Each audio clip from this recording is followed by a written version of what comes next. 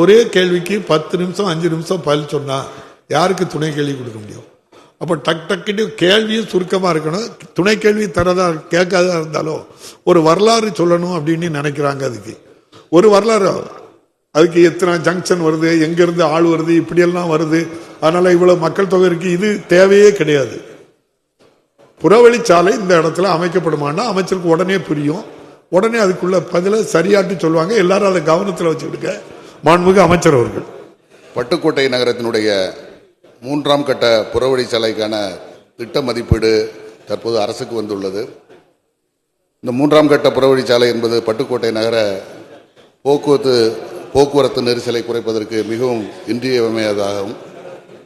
தற்போது நம்முடைய மாண்புமிகு நகராட்சி நிர்வாகத்துறை அமைச்சர் அவர்கள் பட்டுக்கோட்டை நகரத்திற்கு 20 கோடி ரூபாய்க்கு ஒரு பேருந்து நிலையம் கட்டுவதற்கான நிதி ஒதுக்கி அந்த பணிகள் தற்போது முடிவடைய இருக்கிறது.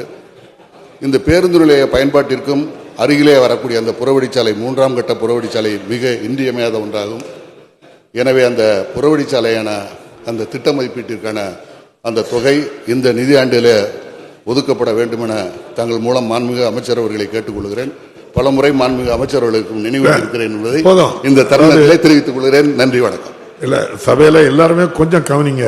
ஒரு துணை கேள்வின்னா, ஒரு புறவழிச்சாலை இந்த ஊர்ல இந்த புறவழிச்சாலை இந்த ஆண்டு எடுத்துக்கொள்ளப்படுமா, இதுதான் கேள்வி.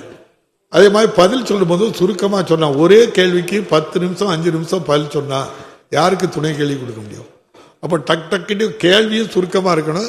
துணை கேள்வி தரதா கேட்காதா இருந்தாலும் ஒரு வரலாறு சொல்லணும் அப்படின்னு நினைக்கிறாங்க. அதுக்கு ஒரு வரலாறு, அதுக்கு எத்தனை ஜங்ஷன் வருது, எங்க இருந்து ஆள் வருது, இப்படியெல்லாம் வருது, அதனால இவ்வளவு மக்கள் தொகை இருக்கு, இது தேவையே கிடையாது. புறவழிச்சாலை இந்த இடத்துல அமைக்கப்படுமானா அமைச்சருக்கு உடனே புரியும், உடனே அதுக்குள்ள பதில சரியாட்டு சொல்லுவாங்க. எல்லாரும் அதை கவனத்தில் வச்சுக்கிடுங்க. மாண்புமிகு அமைச்சர் அவர்கள்.